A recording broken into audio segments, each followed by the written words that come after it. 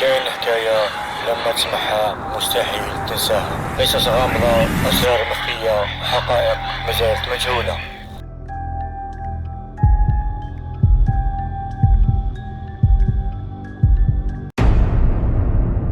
كان الليل قد أسدل ستاره على المدينة، حيث بدت أضواء المستشفى خافتة وسط الهدوء المطبق. في الطابق السفلي حيث يوجد المشرحة القديمة المهجورة منذ زمن طويل، جدرانها الرخامية المشققة وسقفها المائل كان يرويان قصة زمن مضى.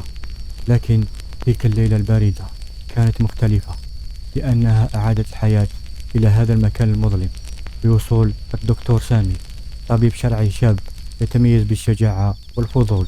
فإذا لفك أنت أيضا أخي المتابع الفضول لمعرفة ماذا جرى في المشرحة، حضر قهوتك واقعد في ركن هادي، ولا تنسى تضغط لايك حتى تدعمنا، واطفي النور وركز معي في الحكاية.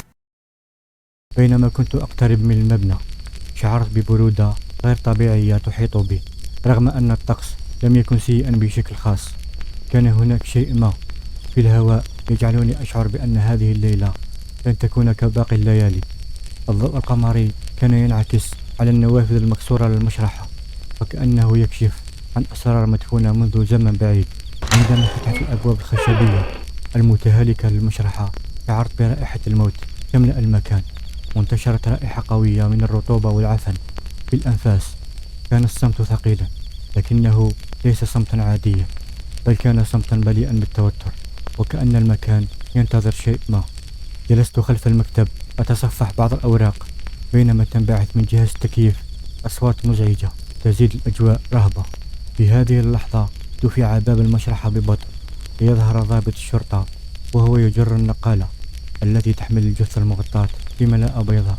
كشف الضابط عن وجه الجثة ليظهر رجل يبدو في الأربعينيات من عمره، لكن ملامح وجهه كانت مشوهة بشكل غريب، وكأنها تعرضت لعملية حرق مكثف رغم عدم وجود أي آثار للحرائق على باقي الجسم. بدأت العمل كالمعتاد، لكن شيء غير طبيعي كان يلف المكان. صمت ثقيل يلف الغرفة، وأصوات خافتة بدأت تتردد حولي، خطوات خافتة هنا وهناك، وصرير الأبواب التي لا ينبغي أن تكون متحركة.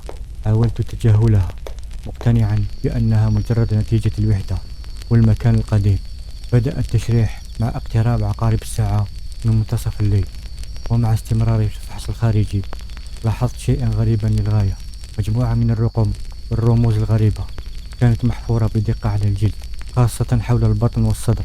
هذه ليست ناتجة عن حادث طبيعي، قلت لنفسي بصوت خافت، إنها علامات متعمدة، وكأنها تم حفرها بطريقة دقيقة ومهنية. شعرت برعشة غريبة تجتاح جسدي. لم يكن لدي أي فكرة عن معنى هذه الرموز، لكنها كانت تشبه تلك التي رأيتها في بعض الكتب القديمة التي درستها أثناء عملي في علم الآثار قبل أن أصبح طبيبا شرعيا. هل كان لهذا الرجل علاقة بعالم آخر، أم أنه مجرد ضحية لشيء لا أستطيع فهمه؟ قررت الاستمرار في التشريح لفهم ما يحدث. بدأت بفتح البطن بعناية مستخدما أدواتي المعتادة، ومع كل خطوة أصبح المشهد أكثر غرابة. أول ما لفت انتباهي هو أن الأعضاء الداخلية لم تكن كما يجب أن تكون. كانت هناك شبكات معقدة من الأوعية الدموية تبدو غير طبيعية تماما، وكأنها مصنوعة من مواد غير بيولوجية. ثم وصلت إلى القلب. عندما رفعته برفق صدمتني الصدمة الكبرى. القلب لم يكن قلبا بشريا تقليديا، كان مغطى بنوع من المادة المعدنية، وبداخله شبكة من الأنابيب التي تشع بنور خافت أزرق. كيف يمكن لهذا أن يكون؟ تساءلت بصوت مرتجف. هل هذا قلب بشري أم شيء آخر؟ حاولت لمس أحد الأنابيب المعدنية، لكنني شعرت بنبض غريب، وكأن القلب لا يزال حيا. في تلك اللحظة سمعت صوتا منخفضا يأتي من مكان غير محدد، كان يشبه همسا، لكنه كان واضحا بما فيه الكفاية ليثير الذعر في نفسي. بينما كنت أحاول التركيز على تشريح الجثة بدأت الأمور تأخذ منحى جديد. ظهرت ظلال طويلة وغير طبيعية في الزوايا البعيدة للمشرحة، رغم أن الإضاءة لم تتغير. بدا وكأن هناك أشخاصا أو كائنات يتحركون في الخفاء، لكن عندما حاولت النظر مباشرة لم يكن هناك أحد. الأصوات بدأت تزداد وضوحا، خطوات خافتة هنا وهناك، طرير الأبواب المغلقة وهمسات غريبة تملأ المكان. ثم سمعت اسم سامر يتم نطقه بصوت منخفض ولكن واضح. شعرت بخوف شديد، لكنني حاولت السيطرة على أعصابي. إنه مجرد وهن عصبي، قلت لنفسي، لكنني لم أستطع إنكار أن هناك شيء غير طبيعي يحدث. في محاولة لفهم ما يجري، قررت البحث عن أي معلومات قد تكون موجودة في المشرحة نفسها. بعد ساعات من البحث عثرت على درج قديم تحت الأرضية مليء بمخطوطات وأوراق قديمة. كان هناك كتاب قديم مغطى بطبقة من الغبار، لكنه بدا وكأنه جديد تماما. فتحت الكتاب بحذر ووجدت فيه رسومات ورموز تشبه تلك التي رأيتها على جسم الجثة. كان الكتاب يتحدث عن طقوس قديمة تجرى لاستدعاء كائنات من عالم آخر.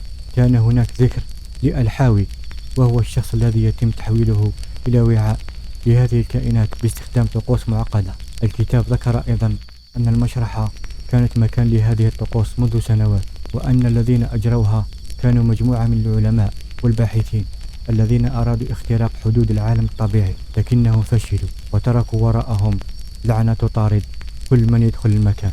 بعد ساعات طويلة من القراءة والبحث في الكتاب القديم، قررت استخدام الطقوس العكسية لإغلاق البوابة التي فتحوها. ومع كل كلمة كنت أنطق بها شعرت بأن المكان يهتز قليلا، وكأن الكائنات الغامضة كانت تحاول مقاومتي بكل ما أوتيت من قوة. لكن شيئا غريبا حدث قبل أن أكمل الطقوس.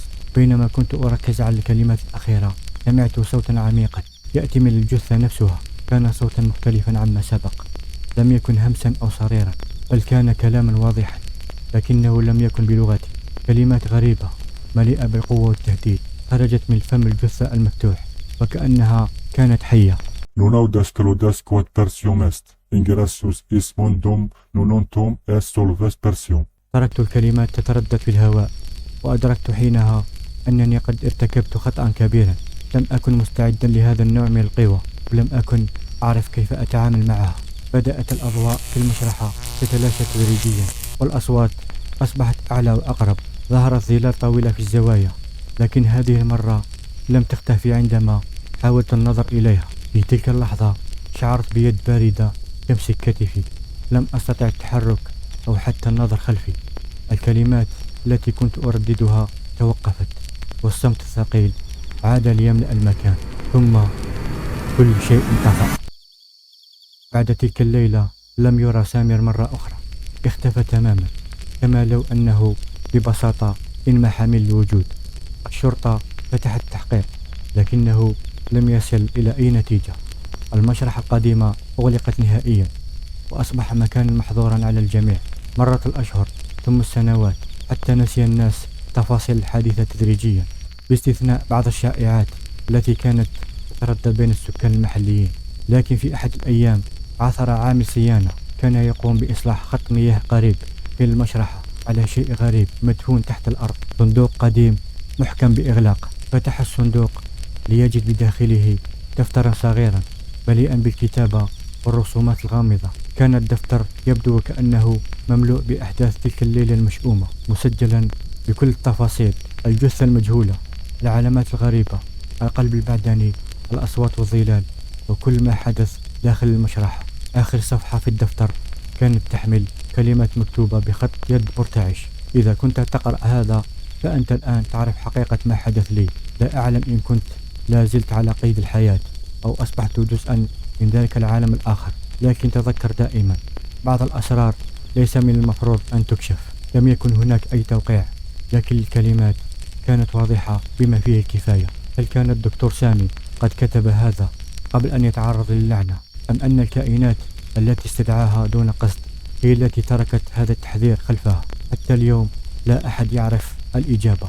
الصندوق والدفتر موجودان الآن في مكتبة صغيرة بعيدا عن المدينة، وسام في درج مغلق بشمع أحمر. ويقال أن أولئك الذين يحاولون فتح الدرج يسمعون أصوات غريبة، أصوات همسات، وكأنها تحكي قصة لم تنتهي بعد.